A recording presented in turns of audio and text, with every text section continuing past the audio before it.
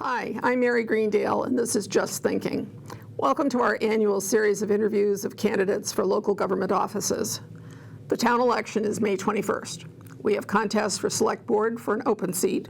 For planning board, we have an incumbent versus a challenger. And for school committee, we have 4 new candidates for 3 seats on the school committee. No incumbent chose to seek re-election to the school committee. I'm interviewing all these candidates. I have prepared questions specific to each board or committee. Each candidate will respond to the same questions for that office in their interview. This allows voters the chance to compare the candidates' approaches and thinking according to the issue.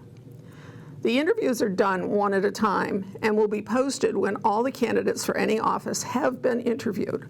My goal is to have the videos run 30 minutes, and they will be available on Holliston Hub HCAT's website, on Holliston Hub HCAT's YouTube channel, and on our Facebook page. Let's get started.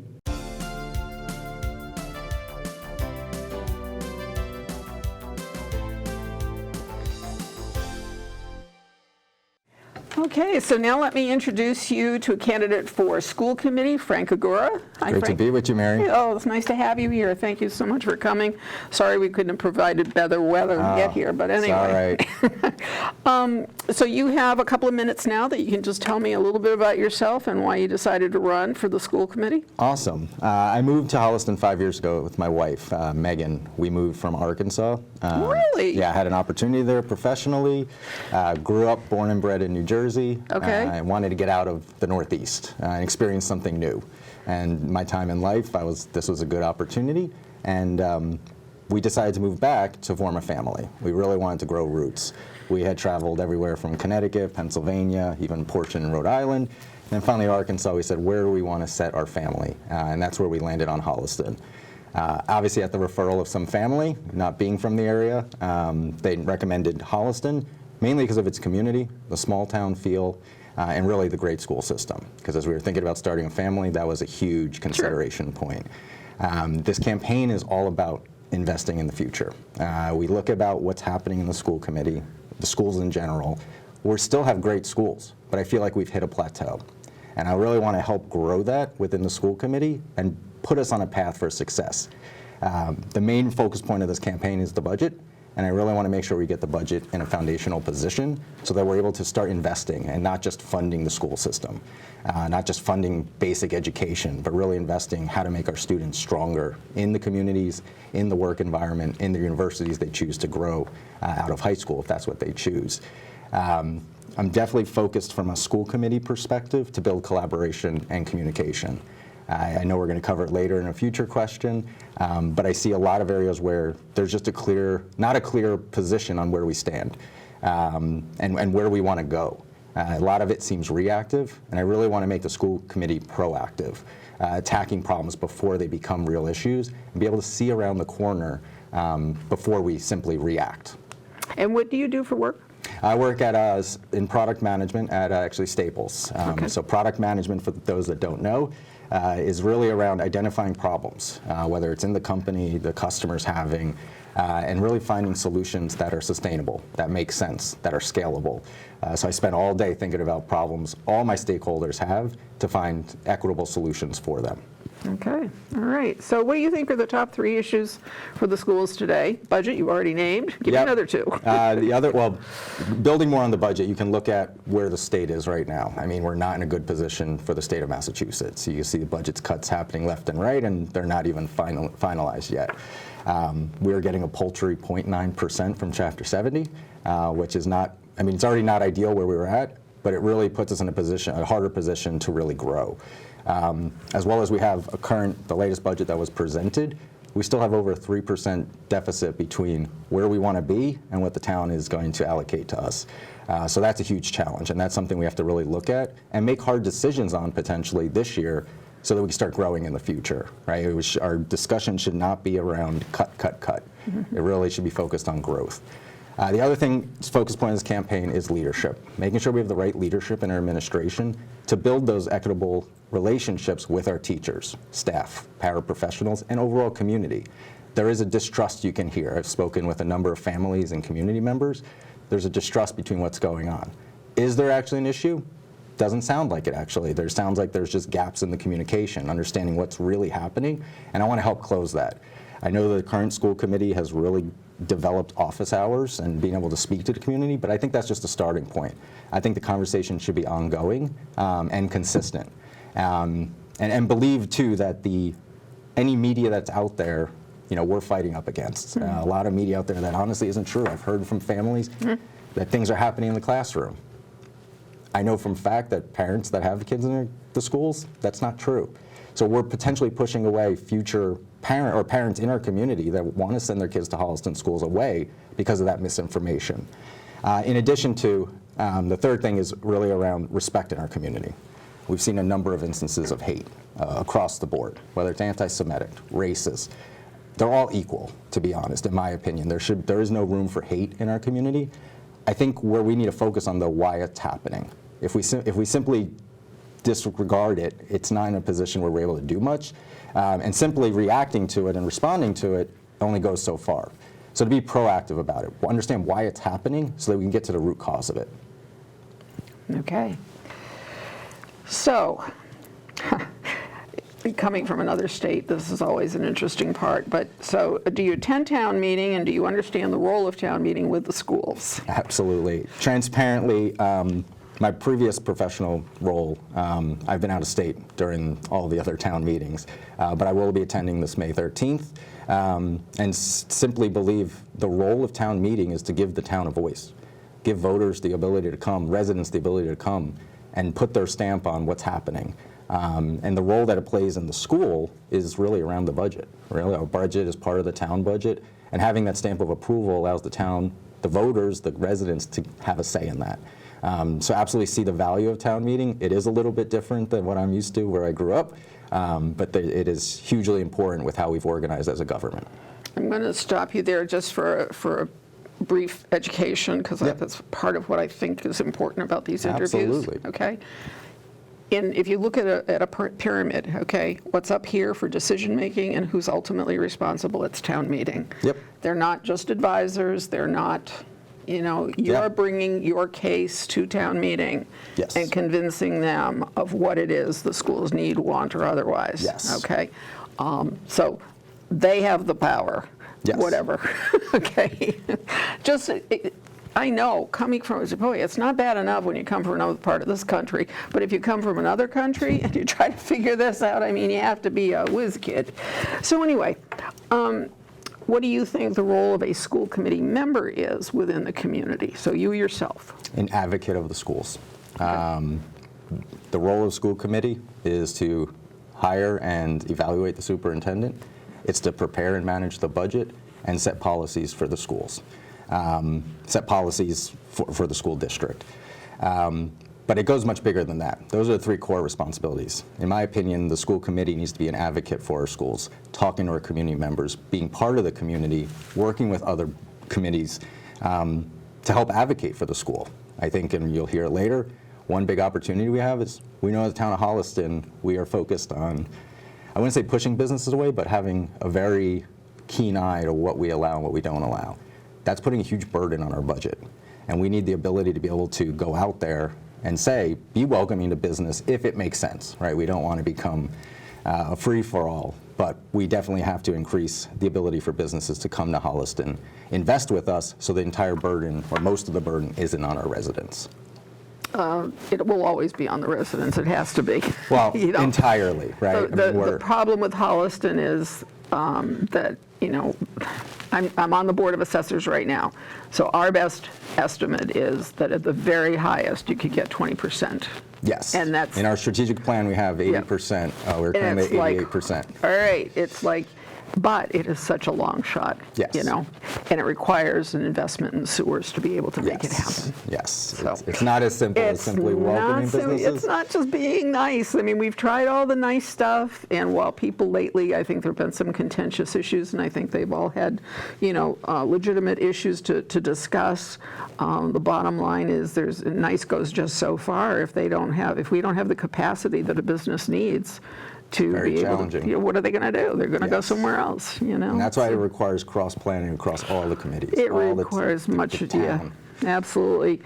So what strengths and skills do you think you're bringing to this committee, and is there anything in particular, sort of your vision of? Yeah, there's really three things that I think I can bring to this committee. One, I acknowledge have a child who's 18 months not in the school system yet. So I'm not ingrained in the school system, but I think I bring a unique perspective because I have that outsider point of view. I could be a little less emotionally connected to what's happening in the classroom, in the school committee in general, in the community overall, because I don't have a kid that's just in the school system yet. Major reason why I'm running is because I want him to be in the school system. He absolutely will be, and want to make it a better place, not just for him, but for the students that are there, or children that are in there, as well as future students that will be starting.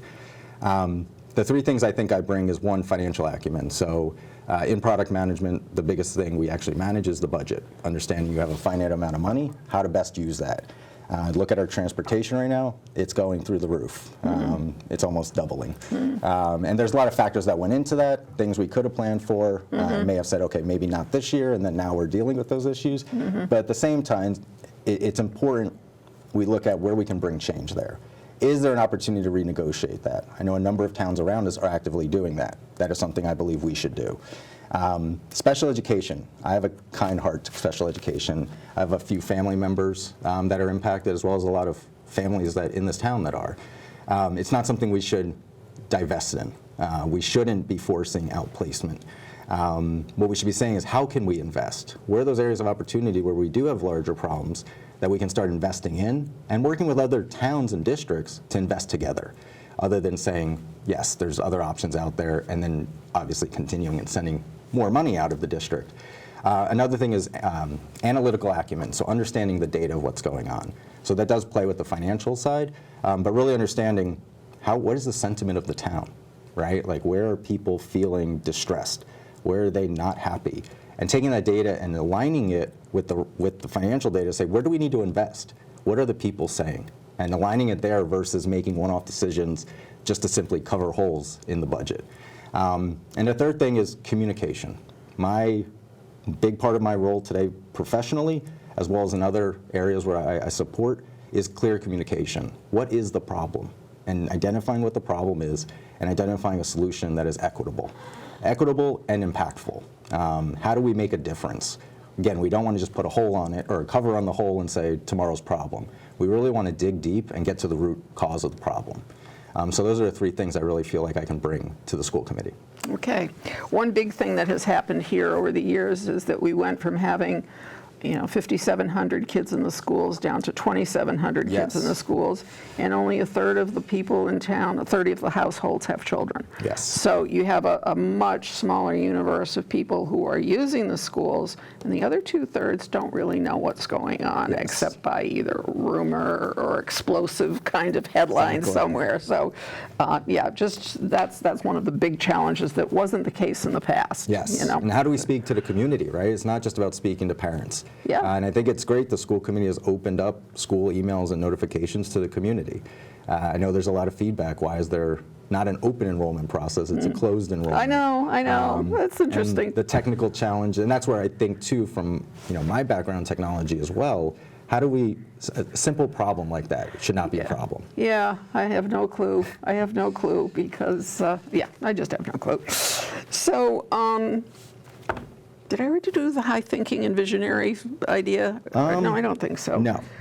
So it's the strengths and skills you bring, but do you have that high visionary, any one idea that's just, boy, I'd love it to see us, Yes. The biggest idea that I feel like we can bring to the table is communicating with other districts and coming up with a plan together, right? Like, we are in charge of our own problems, our own destiny, but if we don't go solicit help or even help others, we can't benefit.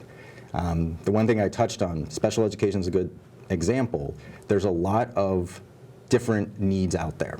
Some that are unique to an individual, some that there are multiple individuals impacted. Areas where we are higher impacted. How do we create curriculum and an education system around those students and invite other districts to join? In the same way, if another district has another area where they're heavily focused on or heavily impacted by, they do the same. From a funding standpoint, we take dollars in from those children, or for those children, and we're able to then give dollars to those other districts to help support. how do we do so from a partnership perspective? I think sometimes any town looks at that insularly and say, oh, we can't do anything about it. We absolutely can if we go simply outside of our border. So that's the one area where I definitely want to look into and see what's possible. I know there's a lot of blockers there that may not allow for that, but I think until we truly understand what those are, it shouldn't be forgotten. Okay.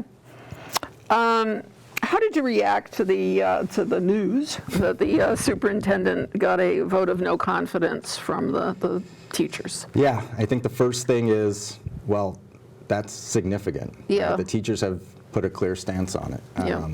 I do think Dr. Kuska has opportunities, but we can't also forget what she's done for this district. Taking over during COVID is an impossible feat. Yeah, it was. And just hearing all the conversations during the return to school physically, there were a lot of tough decisions that had to be made, but with the North Star that we need our kids back in the school physically. There are a lot of districts that decided not to do that, and they're dealing with those ramifications today. I believe our district took the right steps to make sure we do so responsibly, as well as I believe she's done great in terms of full-day kindergarten.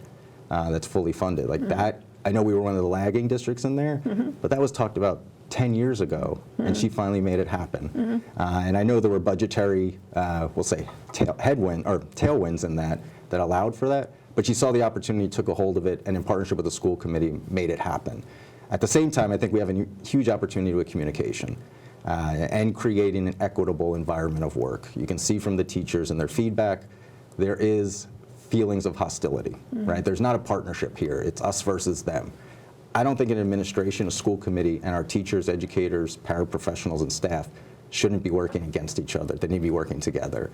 So an area, when I saw the no confidence vote, it did cause me to think to run, because that is, in my mind, a big problem. But I don't think it's a problem we can't overcome, right? And I know the school committee put together an action plan in June of last year, which I think touches on a lot of the things. The question is what we're doing to continue that. It isn't a one-time and done situation. It's something you need to continue to work at. And I would work to provide updates against that action plan, as well as evaluate, do we have the right leadership? I think that's one of the most core responsibilities of a school committee. And I think when that time comes, it's important to make sure we revisit what has happened and where we want to go in the future and make sure we have the right leadership in place. Okay. So do you want to go out on a limb and give the district a grade? It's very hard, right? There's no right answer here. Yeah.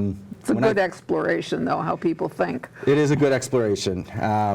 As I really thought about this, I really put it in the realm of a B+. From the education system, a B+ is not bad, not great. There's aspirations to be better. I absolutely think we can be an A. And I wouldn't give any school a different grade, because I think as a district we need to mature, we need to improve. The schools have done incredible through this past few years, I think collectively, but we need to do better to get to where we want to be. I moved here, and I know folks have moved here and stay here because of our school district and our school's community. However, I believe that is being questioned right now, and the school community is on the defense. We shouldn't have to be on the defense. We should have folks that are living here, residents that are living here, that are proud, whether they have students in the school community or not.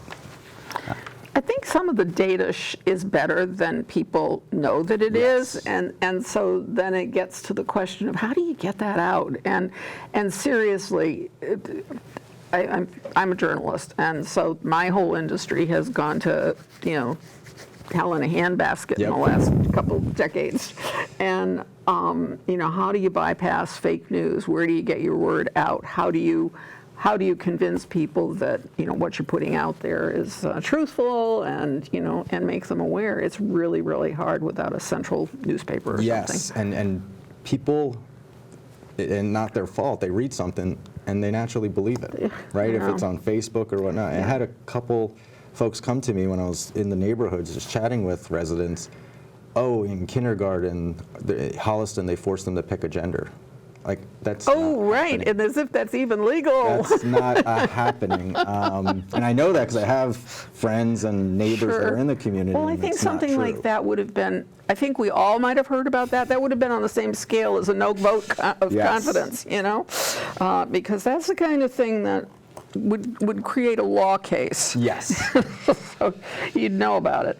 But I do think that it's very, very hard, and maybe, I guess maybe this is where members of different committees perhaps could come together across the town, and let's think about it from the standpoint of how do we get the word out about what committees are doing in general, you know? Whether it's the parks, there are 7 silos, you know, all these different, and every one of them has their own little fiefdom, and they don't come together anywhere. No. Okay? And because the town administrator doesn't have the authority to bring them together, he doesn't have the authority to make them do anything, then we each do our own. So the Board of Assessors does an article in the, you know, Holliston Reporter, or the school committee sends out an email, or the parks send out a bulletin, whatever. God, is there any way how do we make it a bigger splash? How do we make it work for everybody? Absolutely. But anyway, tell me what you think about public education. Does it have a value? And 100%. No question. Our country was built on the foundation of public education to provide equitable education for everyone. I do think the public education system is on the defense right now. There are multiple, parochial schools have existed for as long as can be. Charter schools are starting up. Even VOTEC schools are being looked at as alternatives beyond what their main purpose was. I think public education is absolutely the foundation, and we must continue to invest in it. Right? As we lose dollars from our public school district to other districts or other school systems, and lose ours, we can't invest and get better. And I fully believe, transparently, I went to parochial school and an elementary school. I went to a VOTEC school for high school. Those are decisions my parents made because they didn't believe in the school system I grew up in. And I think that is harmful, and I want our residents to be proud of our school system. I want them to be proud of our school districts. I want them not to just send their kids to our schools, but also advocate to have their friends and family join Holliston, move to Holliston because of the school system. Okay, traditional schools are not necessarily in the best interest of all kids. Yeah. There are kids that are trade intent, or my granddaughter goes to a trade school. I was, we were very active in getting Keefe Tech there because for various reasons there needed to be a place. Way back, Holliston used to be able to do all of those things. We were a business school, we were a traditional school, we had a shop classes and all those kinds of things. Those all went away as college became the prominent goal. So I think that there has to be a balance. I think everybody's got to be able to play in the same field, but sending a kid to Keefe Tech is different from sending a kid to, in my case, Norfolk Aggie. It doesn't, the cost analysis is different. One's a lot cheaper than the other. So anyway, in some school districts, and thankfully not here, we have had parents trying to control either curriculum or what books are being read or whatever. So as a school committee, how do you respond to that? Yeah, it's, I do believe, being a parent myself and knowing a lot of other parents, there's a lot of things that you want to have your children learn. I don't believe banning books in schools is the way to go. We should put the faith in our educators, our teachers, to be teaching them, providing a quality education. I think through the politicization of education and the flat-out war that has started on it has caused this conversation to come where parents need to get engaged and understand what books are even being presented and why they're being presented. And I don't believe they should have to be. That should be a responsibility of the educator to provide why they're providing this education. And I think as a school committee member, we need to be more transparent on the curriculum. I know not having direct oversight, we can be a medium in which we communicate what is the curriculum going on in our schools, in our classes.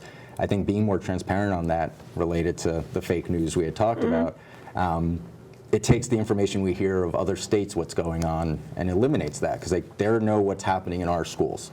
I think that's where a lot of parents may hinge on, is saying, well, it's happening there, it must be happening here. Right.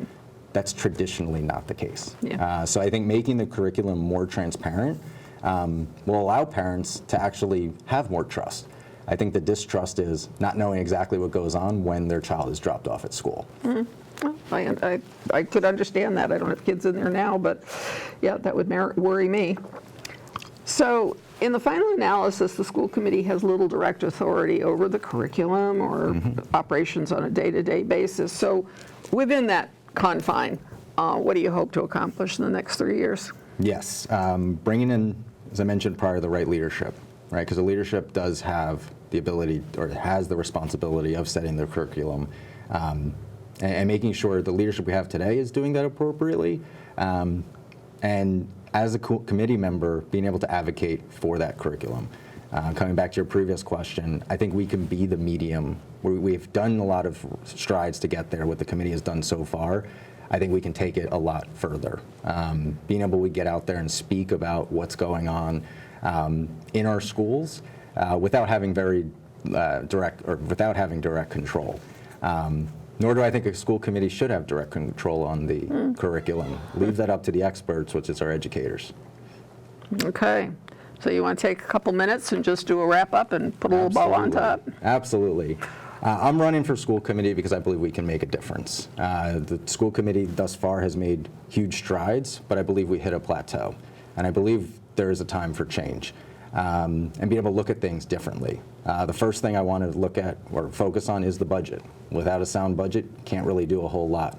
At the same time, making sure we have the right leadership and assessing that, working through contract negotiations as well, is not going to be an easy feat. So making sure we can work through that. And then finally, how do we create an equitable community? Remove the hate. There is no place for hate in this community. There shouldn't be.